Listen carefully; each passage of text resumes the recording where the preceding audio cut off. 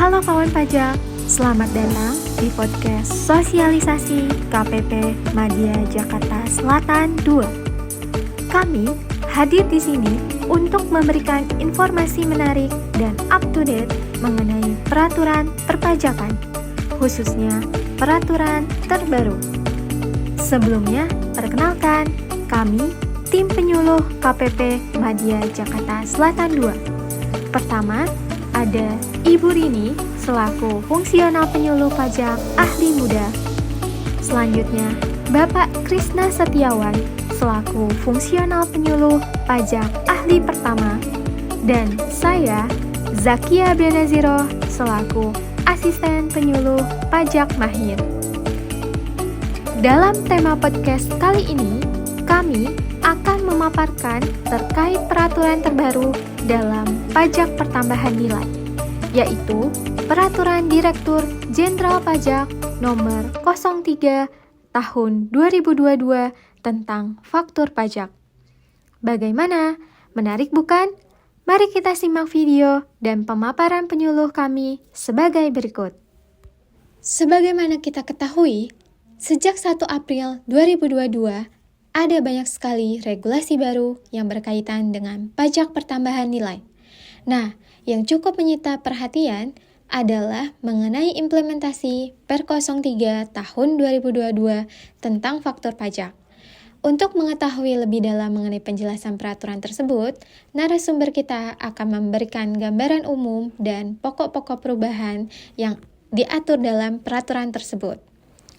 Pertama, ada Ibu Rini yang akan menjelaskan apa yang melatar belakangi disusunnya Perdirjen ini. Ya, terima kasih Mbak Zakia. Nah, jadi gini kawan pajak, terutama selama ini yang berhubungan langsung dengan pengadministrasian pajak pertambahan nilai di tempat bekerjanya. Tentu sudah familiar dong dengan beberapa peraturan tentang faktur pajak. Nah, ada Per 24 tahun 2012, kemudian ada Per 58 tahun 2010, dan yang terakhir Cap 754 tahun 2001. Nah, dari peraturan-peraturan tersebut masih banyak yang mengatur mengenai hal-hal yang bersifat manual dan belum terotomasi, sehingga tidak relevan lagi dengan kondisi exciting dan era digital saat ini. Selain itu, DJP juga bermaksud mensimplifikasi peraturan yang tadinya ada 4 regulasi terpisah, sekarang menjadi 1 di Per 03. Baik. Nah, sekarang kita sudah mengetahui latar belakang diterbitkannya peraturan tersebut, yaitu karena sekarang sudah era digital ya kawan pajak, maka peraturan yang masih mengatur hal-hal yang bersifat manual juga harus diupdate. Selain peraturan yang masih bersifat manual dan terpisah-pisah, apakah ada permasalahan di lapangan yang melatar belakangi terbitnya Per 03 ini, Pak Krisna? Silahkan dijelaskan. Yang sudah dijelaskan oleh Ibu Rini tadi, sebenarnya ada beberapa latar belakang lain ya yang melatar belakangi diterbitkannya Per 03 ini. Di antaranya seperti regulasi existing yang masih belum dapat menyelesaikan permasalahan di lapangan yang berkaitan dengan faktur pajak, sehingga perlu dilakukan penyesuaian untuk mengurangi atau mengeliminasi sengketa-sengketa perpajakan yang seharusnya tidak perlu terjadi. Kemudian, beberapa ketentuan dalam regulasi existing yang tidak sesuai lagi dengan peraturan di level yang lebih tinggi, seperti Undang-Undang Nomor 11 Tahun 2020, PP Nomor 9 Tahun 2021, dan juga PMK Nomor 18 Tahun 2021, sehingga perlu dilakukan penyelarasan dengan peraturan di atasnya tersebut. Perlu juga memberikan pedoman teknis bagi wajib pajak dalam pelaksanaan PMK 18 tahun 2021 sehingga dapat memberikan kepastian hukum dan kemudahan bagi wajib pajak dalam hal ini PKP dalam membuat dan mengadministrasikan faktur pajaknya.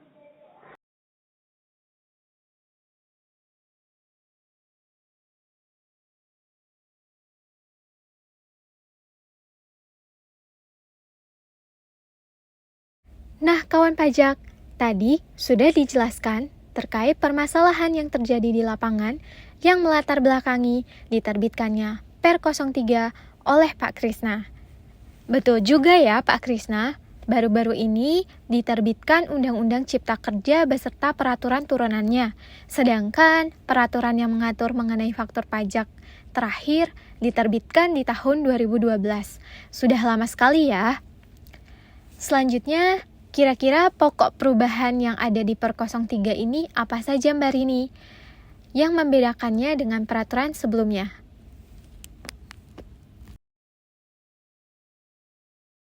Nah, jadi terdapat beberapa pokok perubahan ya dalam Per 03 ini yang tadinya bersifat manual ya sekarang mau digantikan dengan kondisi era digital saat ini ya. Jadi pertama, e-faktur atas penyerahan kepada pembeli orang pribadi harus mencantumkan NPWP atau NIK atau nomor paspornya.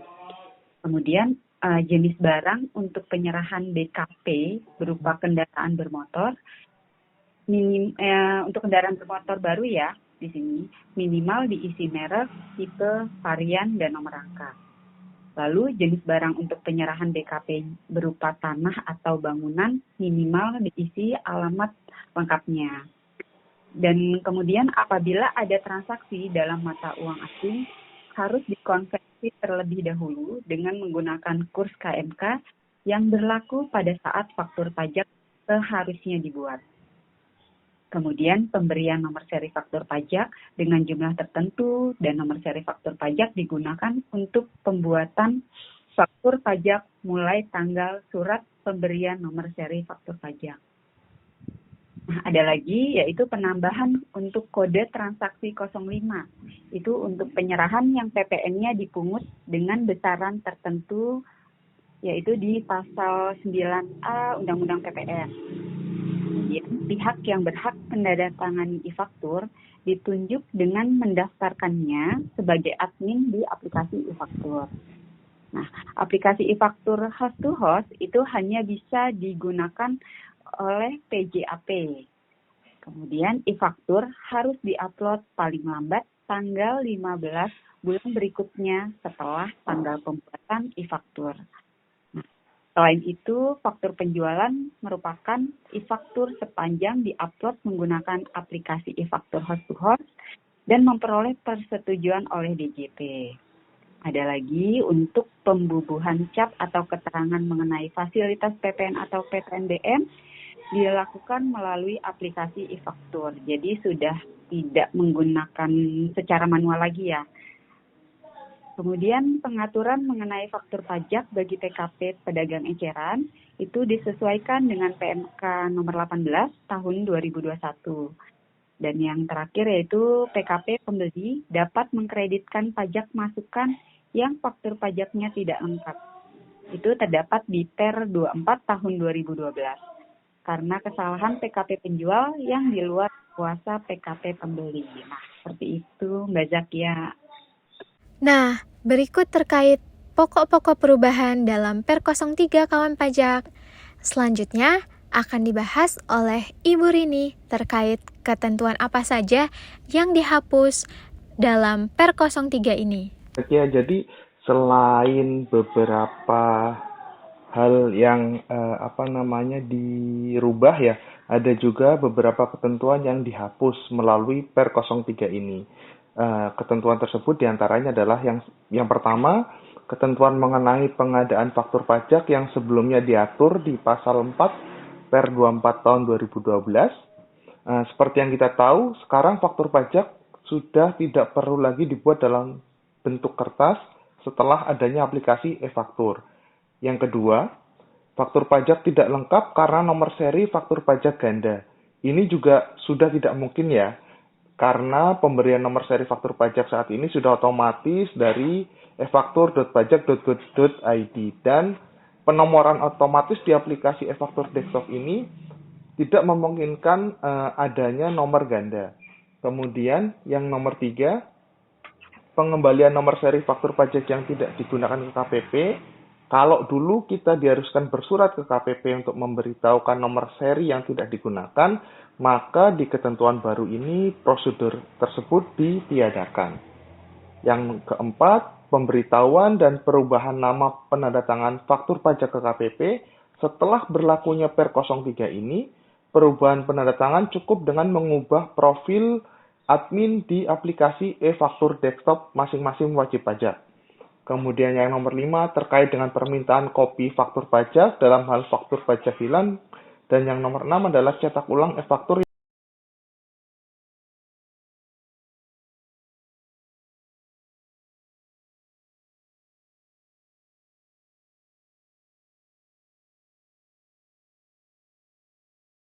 Baik Pak Krisna, jadi ada beberapa ketentuan yang dihapus ya. Nah, selanjutnya Ibu Rini apakah ada yang ingin ditambahkan? Pokok-pokok apa saja atau ketentuan apa saja yang dihapus dari peraturan-peraturan lama? Masih ada beberapa peraturan-peraturan yang dihapus ya dari peraturan yang lama, yaitu antara lain yang pertama kriteria PKPPE dari sisi penjual.